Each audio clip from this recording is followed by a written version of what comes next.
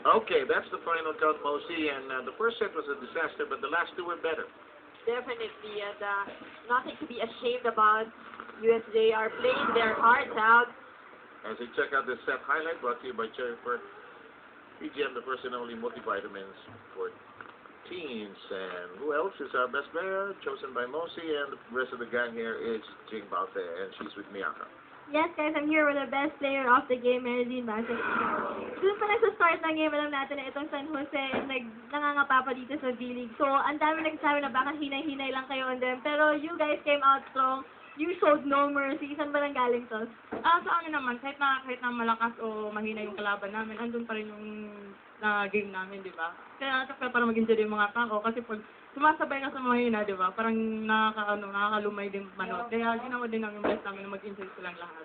Alright, dahil ikaw ang best player of the game, meron kayong shaky flag for you. Baka meron ka dyan gustong batiin. Binabati ko pala yung parents ko sa Davao, sa Cavite, sa Makati, saka yung mga friends ko, sa lahat ng mga nanonood po ng Chickies Village sa US, sa mga fans, sa lahat ng mga baso. Thank you. Thank you, Marilyn. Guys, back to you. Thank you, Miyaka. Parting shot, partner.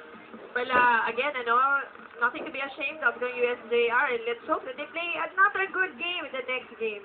Absolutely. This is the Shakey's V-League.